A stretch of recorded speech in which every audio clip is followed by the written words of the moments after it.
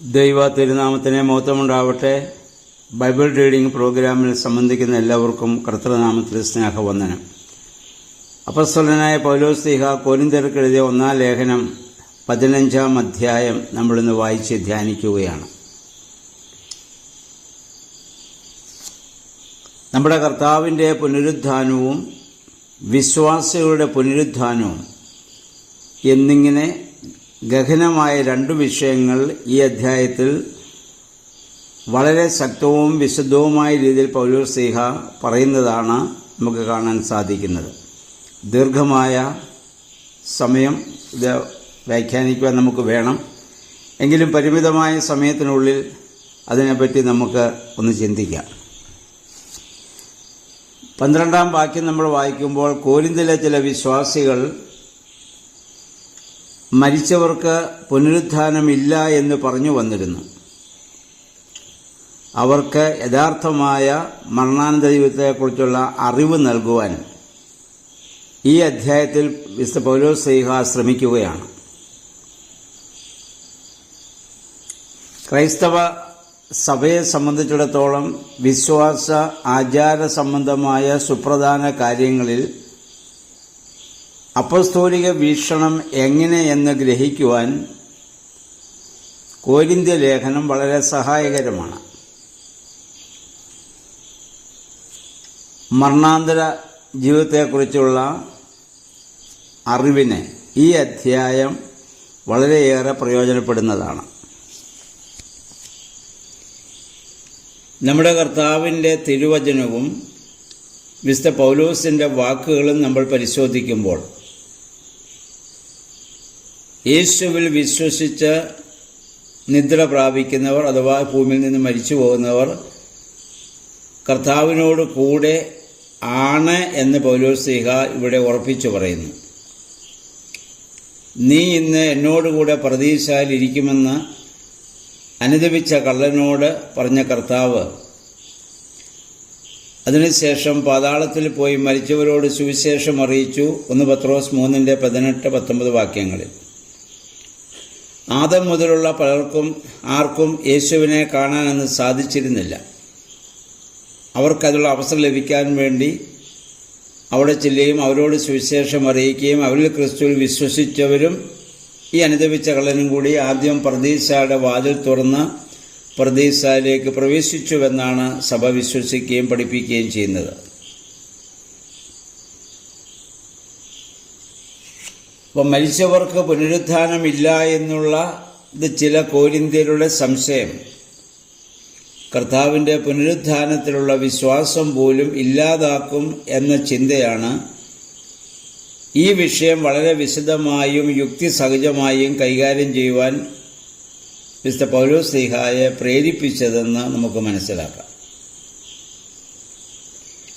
1 മുതൽ 11 വരെയുള്ള വാക്യങ്ങൾ, ഈ അധ്യായത്തെക്കുറിച്ച് ആമുഖമായി പറഞ്ഞാൽ 1 മുതൽ 11 വരെയുള്ള വാക്യങ്ങൾ നമ്മുടെ കർത്താവിൻ്റെ പുനരുത്ഥാനത്തെക്കുറിച്ചുള്ള ചരിത്രപരമായ തെളിവുകളാണ്. കാരണം അവൻ ആർക്കൊക്കെ പ്രത്യക്ഷപ്പെട്ടു എന്നുള്ളത്. 12 മുതൽ 19 വരെയുള്ള വാക്യങ്ങൾ മരിച്ചവരുടെ പുനരുത്ഥാനത്തെക്കുറിച്ചുള്ള അവിശ്വാസം ആത്യന്തികമായി യേശുക്രിസ്തുവിൻ്റെ പുനരുത്ഥാനത്തെയും അവിശ്വസിക്കുവാൻ കാരണമായി തീരും. അത് ക്രൈസ്തവ വിശ്വാസത്തിൻ്റെ അടിത്തറ തന്നെ ഇല്ലാതാക്കുന്നതാണ്. 20 മുതൽ 28 വരെയുള്ള വാക്യങ്ങൾ യേശുക്രിസ്തുവിൻ്റെ പുനരുത്ഥാനത്തിൻ്റെ അനന്തര ഫലങ്ങളെക്കുറിച്ചാണ് പറയുക. 29 മുതൽ 34 വരെയുള്ള വാക്യങ്ങളിൽ, അതായത് പ്രത്യേകിച്ച് 35 മുതൽ 44 വരെയുള്ള വാക്യങ്ങൾ നമുക്ക് വായിക്കാൻ പറ്റുന്നത് ആ ഉയർത്തെഴുന്നേൽക്കുന്ന ശരീരത്തിൻ്റെ അവസ്ഥ എങ്ങനെയെന്ന് ഒരു വിത്തിൻ്റെ ഉപമയിലൂടെ അദ്ദേഹം ഇവിടെ കാണിക്കുന്നുണ്ട്. ഭൗമിക ശരീരമല്ലാതെ പുനരുത്ഥാന ശരീരം രൂപം പ്രാപിക്കുമെങ്കിലും അത് ആത്യന്തികം മഹത്വമുള്ളതായിരിക്കും, ആത്മീകവുമായിരിക്കും. 45 മുതൽ 49 വരെയുള്ള വാക്യങ്ങൾ നമുക്കത് കാണാൻ പറ്റും. 50 മുതൽ 52 വരെയുള്ള വാക്യങ്ങളിൽ ജീവിച്ചിരിക്കുന്നവരുടെ ശരീരങ്ങൾക്കുണ്ടാകുന്ന രൂപാന്തരത്തെക്കുറിച്ച് പറയുന്നു. 53 മുതൽ 58 വരെ പുനരുത്ഥാനത്തിലെ ഈ വിജയമാണ് പാപത്തിന്മേലും മരണത്തിന്മേലുള്ള വിജയമായി പൗലോസ്ലീഹ ഇവിടെ പറയുന്നത്.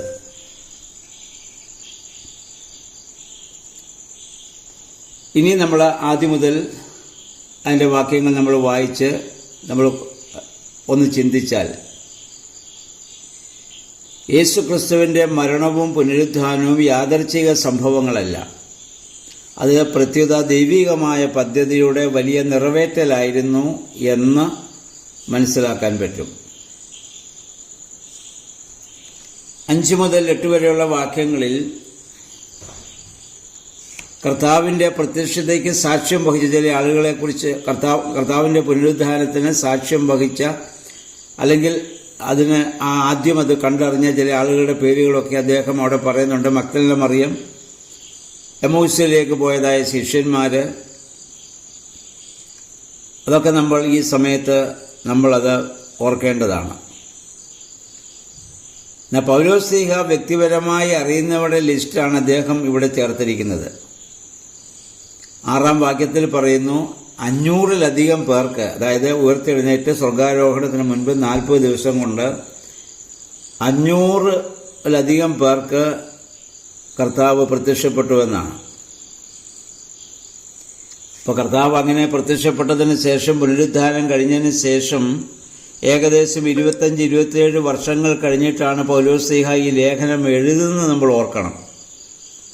അപ്പം അദ്ദേഹം പറയുന്നു, അത് കണ്ടവരിൽ പലരും ഇപ്പോഴും ജീവിച്ചിരിക്കുകയാണ്. അപ്പം അവരെ സാക്ഷിയാക്കിക്കൊണ്ടാണ് അദ്ദേഹം ഇത് എഴുതുന്നത്. അപ്പം ഇത് പൂർണ്ണമായും ഒരു ചരിത്ര സംഭവമാണെന്നുള്ളതിന് യാതൊരു സംശയവുമില്ല. മരിച്ചവരെക്കുറിച്ച് പൗലോസ്ലീഹ പറയുന്നൊരു പദമുണ്ട്, അത് നിദ്ര പ്രാപിച്ചവർ. യായിറോസിൻ്റെ മകളെക്കുറിച്ചും ലാസറിനെക്കുറിച്ചും കർത്താവ് അതുതന്നെയാണ് പറഞ്ഞത്. അവരിപ്പോൾ ഉറങ്ങുകയാണ്. ആ ഉറക്കമെന്ന് പറയുന്നത് ശരീരത്തിൻ്റെതാണ്, ആത്മാവിൻ്റെ അല്ല. അത് പ്രവർത്തനങ്ങളിൽ നിന്നുള്ള ഒരു വിരമിക്കലാണ്. അത് പുതിയ ജീവിതത്തിലേക്കുള്ള ഒരു ഉത്ഥാനം അതിനുശേഷം അവർക്ക് സംഭവിക്കുന്നു.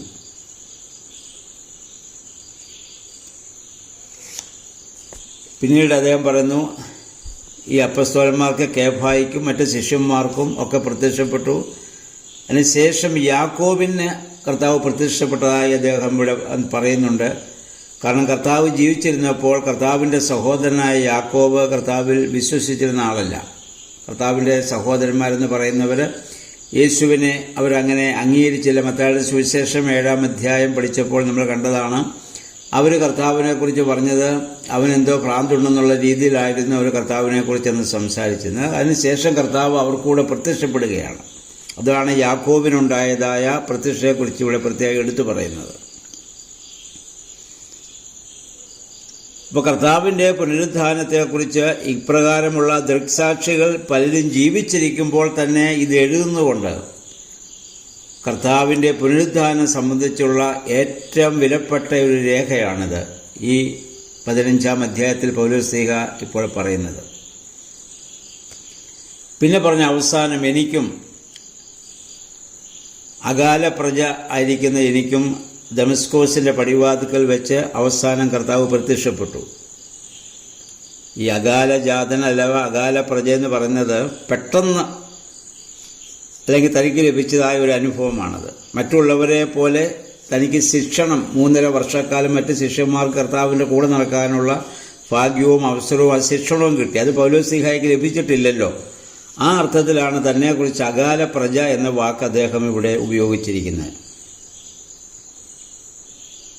അപ്പം അദ്ദേഹം പറഞ്ഞു, ഞാൻ സ്ത്രീഹന്മാരിൽ ഏറ്റവും ചെറിയവനാണ്, ഞാൻ ഈ ക്രൈസ്തവ സഭയെ പീഡിപ്പിച്ച് നടന്നവനാണ്, സ്ലീഹ എന്ന പേരിന് പോലും ഞാൻ അർഹനല്ല എന്ന് അദ്ദേഹം സ്വയം തന്നെ അവിടെ വിനയപ്പെടുത്തി നമുക്ക് കാണാൻ പറ്റും. 10-ാം വാക്യം വളരെ സ്മരണീയമാണ്. ഞാൻ എന്തായിരിക്കുന്നുവോ അത് ദൈവത്തിൻ്റെ കൃപയാലാണ്. ഇത് നമ്മളെപ്പോഴും ചിന്തിക്കേണ്ടതാണ്. നമ്മൾ എന്തെങ്കിലും ആയിരിക്കുന്നെങ്കിൽ നമ്മുടെ ആരുടെയും കഴിവുകൊണ്ടോ നമ്മുടെ സാമർഥ്യം കൊണ്ടോ നമ്മുടെ ബുദ്ധി കൊണ്ടോ നമ്മൾ നേടിയതല്ല. അതിനുള്ള അവസരങ്ങളും സാഹചര്യങ്ങളും നമുക്ക് തന്നത് ദൈവമാണ്. അത് ദൈവത്തിൻ്റെ കൃപയാലാണ് ഞാൻ ആയിരിക്കുന്നതെന്നുള്ള ബോധ്യം സഭയ്ക്ക് നേതൃത്വം കൊടുക്കുന്നവരിലും സഭാ അംഗങ്ങളിലും എപ്പോഴും ഉണ്ടായിരിക്കേണ്ടതാണ്. മറ്റാർക്ക് ലഭിക്കാത്ത ഭാഗ്യം ദൈവം നമുക്ക് തന്നു. അത് നമ്മുടെ ആരുടെയും മിടുക്കുകൊണ്ടോ നമ്മുടെ കഴിവുകൊണ്ടോ അല്ല. അത് ദൈവത്തിൻ്റെ ദാനമാണ്, ദൈവത്തിൻ്റെ വലിയ കൃപയാണ്. ഈ പൗലോസ്ലീഹായുടെ ഈ വാക്യം, ഈ ഒരു പ്രസ്താവന എല്ലാവരും ഓർക്കുന്നത് വളരെ നല്ലതാണ്. 12 മുതലുള്ള വാക്യങ്ങളിൽ മരിച്ചവരുടെ പുനരുത്ഥാന കാര്യമാണ് അദ്ദേഹം ഇനി ചർച്ച ചെയ്യുന്നത്. അപ്പം അദ്ദേഹം ചോദിക്കുന്നത്, മരിച്ചവർക്ക് പുനരുത്ഥാനമില്ല എന്ന് പുനരുത്ഥാനം ചെയ്ത ക്രിസ്തുവിൽ വിശ്വസിക്കുന്നവർക്ക് എങ്ങനെയാണ് പറയാൻ സാധിക്കുക? കാരണം ക്രിസ്തുവിൻ്റെ പുനരുത്ഥാനവുമായി ബന്ധപ്പെട്ടാണ് മരിച്ചവരുടെ പുനരുത്ഥാനത്തിൻ്റെ കാര്യങ്ങൾ ഇത് നിലനിൽക്കുന്നത്. മരിച്ചവരുടെ പുനരുത്ഥാനം അസാധ്യമായ ഒന്നല്ല എന്ന് കർത്താവ് ഭൂമി ജീവിച്ചിരുന്നപ്പോൾ തന്നെ കർത്താവ് അത് കാണിച്ചതാണ്. യായിറോസിൻ്റെ മകളെയും ലാസറിനെയൊക്കെ കർത്താവ് ഉയർപ്പിച്ച് കാണിച്ചതാണല്ലോ. അപ്പോൾ ആ കാര്യം വിശ്വസിക്കുന്ന കൊരിന്ത്യക്കാർക്ക് എങ്ങനെയാണ് പുനരുത്ഥാനമില്ല എന്ന് പറയാൻ സാധിക്കുന്നത്? അപ്പം അദ്ദേഹം പറയുന്നു, അങ്ങനെ അവർ പറയുന്നത് ശരിയാണെങ്കിൽ ക്രിസ്തുവും ഉയർത്തിട്ടില്ല എന്ന് വരും. ക്രിസ്തു അങ്ങനെ ഉയർത്തിട്ടില്ല എങ്കിൽ ആർക്കും പാപക്ഷമ ഇപ്പോഴും ലഭ്യമായിട്ടില്ല. ആദാമ്യ പാപത്തിന് അടിമകളായി ഇപ്പോഴും നിൽക്കുകയാണെന്ന് പറയേണ്ടി വരും. അപ്പോൾ ഇപ്പോൾ പറയുന്ന വിശ്വാസത്തിന് യാതൊരു പ്രസക്തിയുമില്ലാതെ വരും. പിന്നെ അങ്ങനെയെങ്കിൽ യേശുക്രിസ്തുവിൻ്റെ പുനരുത്ഥാനം പ്രസംഗിക്കുന്ന സ്ത്രീഹന്മാർ വെറും കള്ളത്തരമാണ് പ്രസംഗിക്കുന്നതെന്ന് പറയേണ്ടി വരും. അപ്പം ഈ ജീവിതത്തിന് വേണ്ടി മാത്രമാണ് നാം മശിഹായിൽ പ്രത്യാശ വെച്ചിരിക്കുന്നതെങ്കിൽ അവിടെ പൗലോസ്ലീഹ പറയുന്നത്, നിങ്ങൾ സകല മനുഷ്യരിലും അരിഷ്ടന്മാരെന്ന് പറഞ്ഞാൽ നിർഭാഗ്യവാന്മാരത്രേ. ഇത് നമ്മൾ പ്രത്യേകം ശ്രദ്ധിക്കേണ്ട ഒരു വാക്യമാണ്. ഇന്ന് വാസ്തവത്തിൽ ക്രിസ്ത്യാനികൾ എന്ന് പറയുന്ന നമ്മളും യേശുവിൽ വിശ്വസിക്കുകയും പ്രാർത്ഥിക്കുകയും ആരാധിക്കുകയും ചെയ്യുന്നതൊക്കെ എന്തിനാണ്? ഈ ആയുസ്സിലെ കാര്യങ്ങളൊക്കെ ക്രമമായി നമുക്ക് ലഭിക്കാൻ വേണ്ടിയാണ് പലപ്പോഴും നമ്മൾ പ്രാർത്ഥിക്കുക. ഇതിന് ശേഷമുള്ളൊരു ജീവിതത്തെ ലക്ഷ്യമാക്കിക്കൊണ്ട് ക്രിസ്തുവിൽ പ്രത്യാശ വെക്കാൻ നമുക്ക് സാധിക്കുന്നുണ്ടോ? ഈ ഭൂമിയിലെ കാര്യങ്ങളൊക്കെ ക്രമമായി നടക്കണം. പ്രശ്നങ്ങളോ രോഗങ്ങളോ കഷ്ടതകളോ നഷ്ടങ്ങളോ ഒന്നും എനിക്കുണ്ടാവാതെ എനിക്ക് ജീവിക്കാൻ പറ്റണം. അതുമാത്രമാണ് ലക്ഷ്യമെങ്കിൽ, അതാണ് ഈ ആയുസ്സിൽ മാത്രം ക്രിസ്തുവിൽ പ്രത്യാശ വെച്ചിരിക്കുന്നെങ്കിൽ പൗലോസ്ലീഹ പറയുന്നത്, നിങ്ങൾ സകല മനുഷ്യരിലും അരിഷ്ടന്മാർ അഥവാ നിർഭാഗ്യവാന്മാരാണ്. ഇനി അതിൻ്റെ 14-ാം വാക്യം, അത് ക്രൈസ്തവ മതത്തിൻ്റെ ആ ശ്രേഷ്ഠതയുടെ പ്രധാന അടിസ്ഥാനമാണ്. 14-ാം വാക്യം അദ്ദേഹം പറഞ്ഞു, ക്രിസ്തു ഉയർത്തെഴുന്നേറ്റിട്ടില്ലെങ്കിൽ ഞങ്ങളുടെ പ്രസംഗമൊക്കെ വ്യർത്ഥമാണ്. അപ്പം ഞങ്ങൾ മരിക്കുന്നതോടുകൂടി അതെല്ലാം അവസാനിക്കുകയാണ്. അപ്പം അതുകൊണ്ട് ആ പൗലോസ്ലീഹ പറയുന്നു, യേശു ക്രിസ്തു ഉയർത്തെഴുന്നേറ്റിട്ടില്ലെങ്കിൽ മരിച്ചവർക്ക് പുനരുത്ഥാനമില്ല. പിന്നെ എങ്ങനെയാണ് മരിച്ചവരുടെ പുനരുത്ഥാനം ഞങ്ങൾക്ക് പ്രസംഗിക്കാൻ പറ്റുന്നത്? യേശു ക്രിസ്തു ഉയർത്തെഴുന്നേറ്റെന്നുള്ള സാക്ഷികളുടെ പട്ടികയാണ് അദ്ദേഹം ആദ്യമേ തന്നെ ഇവിടെ കാണിക്കുന്നത്. 20 മുതൽ 23 വരെയുള്ള വാക്യങ്ങളിൽ അദ്ദേഹം ഒരു താരതമ്യം ആണ് ഇവിടെ കാണിക്കുന്നത്. 1-ാം ആദമും 2-ാം ആദമായി വന്ന യേശു ക്രിസ്തുവും തമ്മിലുള്ള വ്യത്യാസം. 1-ാം ആദമിൽ ആദമിലെല്ലാവരും മരിക്കുന്നത് പോലെ ക്രിസ്തുവിലെല്ലാവരും ജീവിപ്പിക്കപ്പെടും. ഒന്നാം ആദം മരണത്തിൻ്റെ പിതാവായിട്ട് വന്നു. ആ പിതാവ് മുഖാന്തരമാണ് മരണം ലോകത്തിലേക്ക് വരാൻ കാരണമായിട്ട് തീർന്നത്. എന്നാൽ രണ്ടാം ആദം അല്ലെങ്കിൽ ഒടുക്കത്തെ ആദമായി വന്ന യേശു ക്രിസ്തുവിലൂടെ നിത്യജീവനിലേക്കുള്ള പ്രവേശനം. അപ്പോൾ എല്ലാ മനുഷ്യരും ഈ ഭൂമിയിൽ വാസ്തവത്തിൽ ജനിച്ചു വീഴുമ്പോൾ ഒന്നാം ആദമിൻ്റെ ആ മരണത്തിന് അവകാശികളായിട്ട് ഇവിടെ നമ്മൾ ജനിക്കുന്നു. അതിനുശേഷം രണ്ടാം ആദമായ ക്രിസ്തുവിൻ്റെ ജീവനിലേക്ക് നമ്മൾ പ്രവേശിക്കുന്നു. അതുകൊണ്ടാണ് സ്നാനത്തിൽ ഒരു മരണവും പുനരുത്ഥാനവും സംഭവിക്കുന്നുവെന്ന് സഭ പറയുന്നത്. റോമാലേഖനം 6-ാം അധ്യായമൊക്കെ പഠിച്ചപ്പോൾ നമ്മൾ കണ്ടതാണ്. കൊലോസ്യ ലേഖനത്തിൽ വരുമ്പോഴും പൗലോസ് അത് തന്നെ പറയും. ക്രിസ്തുവിനോടുകൂടി നിങ്ങൾ മരിച്ചടക്കപ്പെടുകയാണ്, എന്നിട്ട് അവനോടുകൂടി നിങ്ങൾ ഉയർത്തെഴുന്നേൽക്കുകയാണ്. അപ്പോൾ ഒന്നാം ആദമാണ് ആ ആദത്തിൻ്റെ മരണത്തോട് പങ്കുവഹിച്ച് രണ്ടാം ആദമായ ആ ക്രിസ്തുവിനാൽ വീണ്ടും നമ്മൾ ജീവിപ്പിക്കപ്പെടുന്ന ഉയർക്കപ്പെടുന്ന അനുഭവമാണ് സ്നാനത്തിൽ സംഭവിക്കുന്നത്.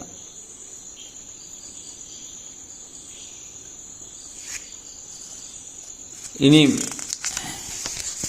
അതിൻ്റെ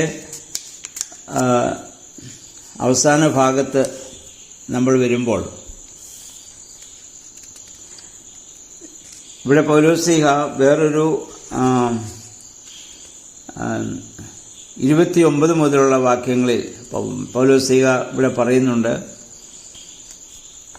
മരിച്ചവർക്ക് പുനരുത്ഥാനമില്ല എങ്കിൽ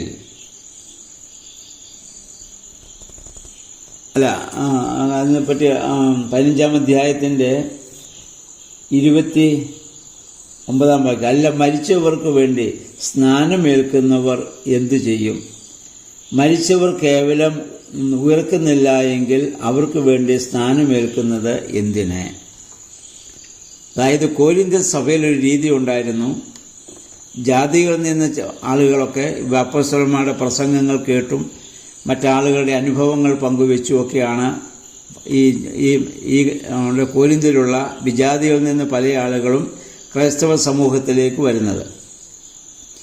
അങ്ങനെ അവർ ക്രൈസ്തവ സമൂഹത്തിൽ വരാൻ ആഗ്രഹിച്ച് അവർ വിശ്വാസം പഠിച്ചുകൊണ്ടിരിക്കുമ്പോൾ സ്നാനമേൽക്കുന്നതിന് മുൻപ് പലരും മരിച്ചു പോയിട്ടുണ്ട്. അവരുടെ വാർദ്ധക്യ സഹജമായ രോഗം കൊണ്ട് മരിച്ചവരുണ്ടാവാം, അല്ലെങ്കിൽ അങ്ങനെ മറ്റുള്ള ഏതെങ്കിലും കാരണത്താൽ അങ്ങനെ മരിച്ചു പോയവർക്ക് വേണ്ടി സ്നാനം അവർക്ക് ഏൽക്കാൻ സാധിക്കാഞ്ഞതുകൊണ്ട് അവർ മരിച്ചതിന് ശേഷം ജീവിച്ചിരുന്നവർ മരിച്ചവരുടെ നാമത്തിൽ അവർക്ക് വേണ്ടി സ്നാനമേറ്റു. അത് തെറ്റാണെന്ന് പൗലോസ്ലീഹ ഇവിടെ പറയുന്നില്ല. കോരിന്ത്യ സഭയിലുണ്ടായിരുന്ന ഒരു രീതിയാണത്. ആ കാലത്തെ ക്രൈസ്തവ സഭയിലെ ആദിമ നൂറ്റാണ്ടുകളിൽ നിലനിന്ന ഒരു രീതിയാണത്. പൗലോസ്ലീഹ ചോദിക്കുന്നത്, യേശു ഉയർത്തെഴുന്നേറ്റിട്ടില്ല എങ്കിൽ പിന്നെ എന്തിനാണ് നിങ്ങൾ അവർക്ക് വേണ്ടി സ്നാനമേറ്റത്? അത് വ്യർത്ഥമായി പോയില്ലേ? അപ്പം ഇതാണ് നമ്മൾ സ്നാനവുമായി ബന്ധപ്പെട്ട് അല്ലേ, ശിശുക്കളെ സ്നാനം മുക്കുന്നതിനൊക്കെ ഒരുപാട് പേര് വളരെ വലിയ തെറ്റാണെന്നൊക്കെ പറഞ്ഞ് വ്യാഖ്യാനിക്കുമ്പോൾ ഈ വാക്യത്തിനോട് ഉത്തരം പറയാൻ അവർ ബാധ്യസ്ഥരാണ്. ആദിമസഭയിൽ മരിച്ചവർക്ക് വേണ്ടി പോലും ജീവിച്ചിരുന്നവർ സ്ഥാനമേറ്റ സംഭവങ്ങൾ വിശുദ്ധ ബൈബിളിൽ ഇവിടെ രേഖപ്പെടുത്തുന്നതായി നമുക്ക് ഇവിടെ കാണാൻ സാധിക്കുന്നുണ്ട്.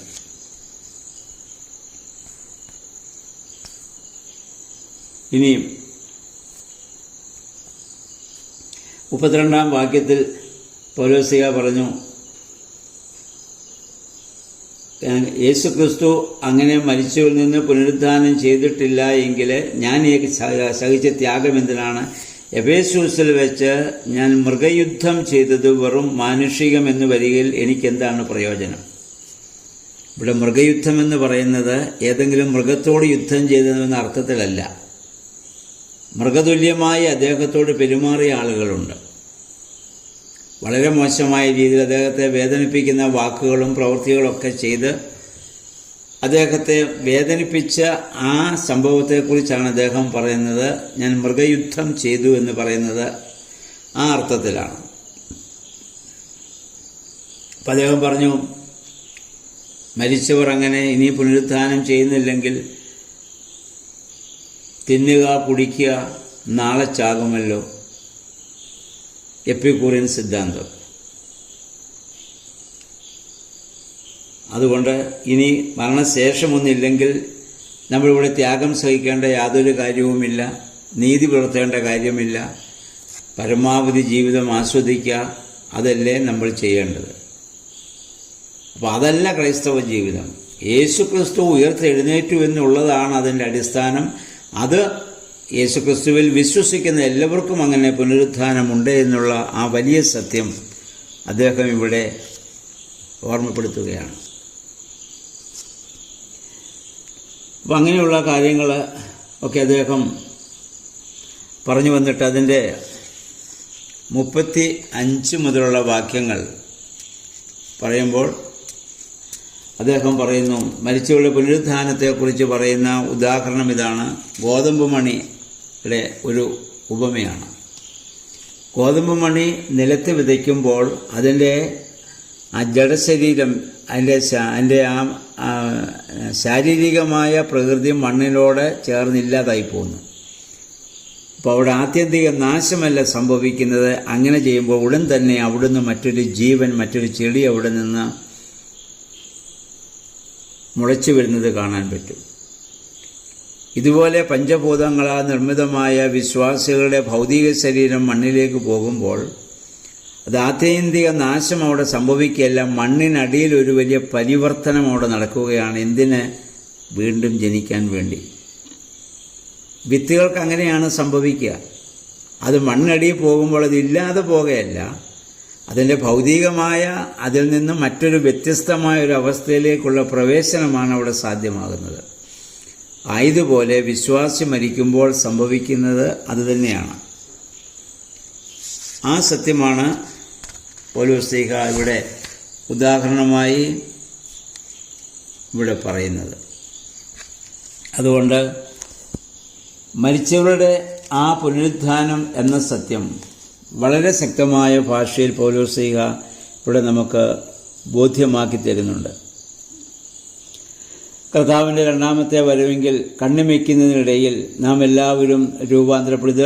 1 തെസ്സലോനിക്കർ 4 13 മുതലുള്ള വാക്യങ്ങളിൽ ഇതേപ്പറ്റി പൗലോസ്ലീഹ വളരെ വ്യക്തമായി പറയുന്നുണ്ട്. അന്ത്യകാഹളധ്വാനം ഉണ്ടാകുന്ന സമയത്ത് മരിച്ചവർ അക്ഷയരായിട്ട് ഉയർത്തെഴുന്നേൽക്കും. എവിടെ അവരെ സംസ്കരിച്ചു അവിടെ നിന്ന് അവർക്കൊരു പുനരുദ്ധാനം സംഭവിക്കും. അപ്പോൾ ജീവിച്ചിരിക്കുന്ന നമ്മൾ രൂപാന്തരപ്പെടും എന്ന് പറഞ്ഞതിൻ്റെ അർത്ഥം, ഇപ്പോൾ കർത്താവ് വരിക എന്ന് വിചാരിക്കുക. ഇപ്പോൾ കർത്താവ് വന്നാൽ നമ്മുടെ ഭവനങ്ങളിൽ നിന്നോ നമ്മുടെ സഭയിൽ നിന്ന് വാങ്ങിപ്പോകുന്ന വിശ്വാസികളൊക്കെ എവിടെ അവരെ സംസ്കരിച്ചു അവിടെ നിന്ന് അവർ പുനരുദ്ധാനം ചെയ്യും. അവർക്കൊരു ശരീരം വരും. ആ ശരീരമാണ് പുനരുദ്ധാനത്തിൽ കർത്താവിന് ലഭിച്ച ശരീരം. അതിന് പറയുന്ന പേരാണ് ഗ്ലോറിഫൈഡ് ബോഡി അഥവാ മഹത്വീകരിക്കപ്പെട്ട ശരീരം. അതിന് പരിമിതികളില്ല. വാതിലടച്ചിരിക്കെ അകത്തു വരാനും നോക്കി നിൽക്കെ പ്രത്യക്ഷമാകാനും അപ്രത്യക്ഷമാകാനും ഒക്കെ സാധിച്ച ഒരു ശരീരം കർത്താവിന് ലഭിച്ചു. ഇതാണ് പുനരുദ്ധാനത്തിൽ നമുക്ക് ലഭിക്കാൻ പോകുന്ന ശരീരം. ആ ശരീരം നമുക്ക് ലഭിക്കുമെന്നുള്ളത് കൊണ്ടാണ് ആർക്കാണ് ആ ശരീരം ലഭിക്കുക? കർത്താവിൻ്റെ ശരീരരക്തങ്ങളെ അനുഭവിച്ച് വിശ്വാസത്തോടെ വാങ്ങിപ്പോകുന്നവർക്കാണ്.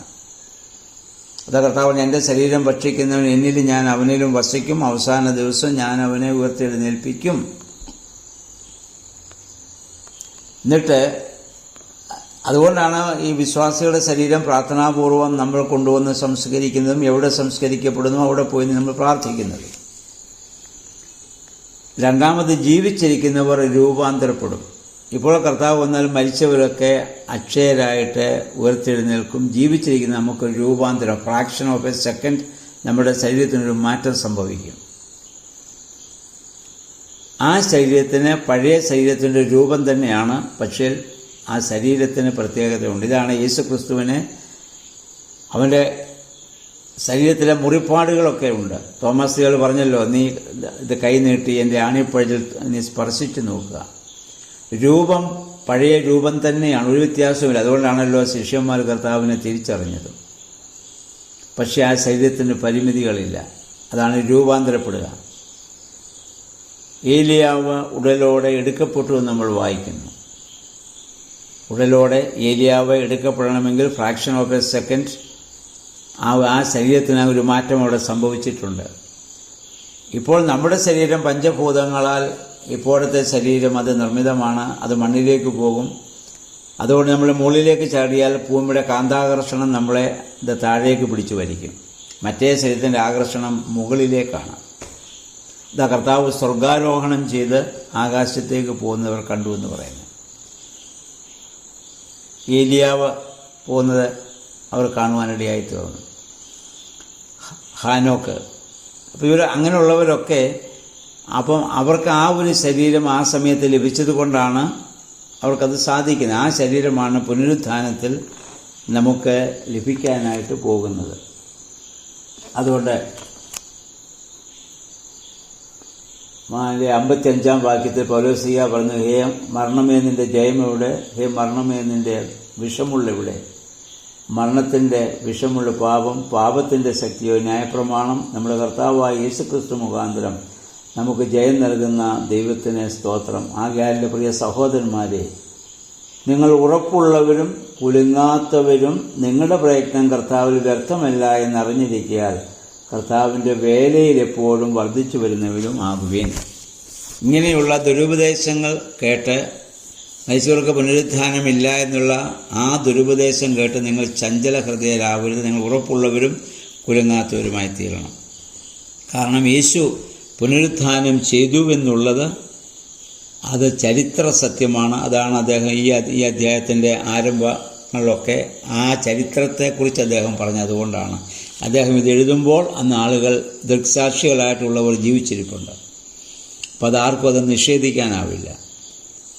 അപ്പോൾ അതുകൊണ്ട് മരണാനന്തര ജീവിതത്തെക്കുറിച്ച്, യേശുവിൻ്റെ പുനരുത്ഥാനത്തെക്കുറിച്ചും വിശ്വാസികളുടെ പുനരുത്ഥാനത്തെക്കുറിച്ചും ശക്തമായി പൗലോസ്ലീഹ പറയുന്ന ഒരു അധ്യായമാണ് 15-ാം അധ്യായം. അല്പം ദീർഘമായി എന്നെനിക്കറിയാം. ഇതുമായി ബന്ധപ്പെട്ട ഒരുപാട് കാര്യങ്ങൾ നമുക്ക് പിന്നീട് പഠിക്കുവാനായിട്ടുണ്ട്. അത് പിന്നീട് ഇതൊക്കെ ബന്ധപ്പെട്ട ക്ലാസ്സുകൾ എടുക്കുമ്പോൾ കൂടുതൽ നമുക്ക് വിശദമായിട്ട് പഠിക്കാം. അതുകൊണ്ട് ഇന്ന് ഈ 15-ാം അധ്യായം പല ആവർത്തി വായിച്ച് മരിച്ചവരുടെ പുനരുത്ഥാനത്തെക്കുറിച്ചുള്ള ഒരു വലിയ ഉറപ്പ് നമുക്ക് ലഭിക്കുന്നതും അതുകൊണ്ട് അതനുസരിച്ച് ജീവിതത്തെ ക്രമപ്പെടുത്തുവാനും ദൈവത്തിൻ്റെ പരിശുദ്ധാത്മാവ് നമ്മെ സഹായിക്കട്ടെ. എല്ലാവർക്കും നല്ല ഒരു ശുഭദിനം ആശംസിക്കുന്നു.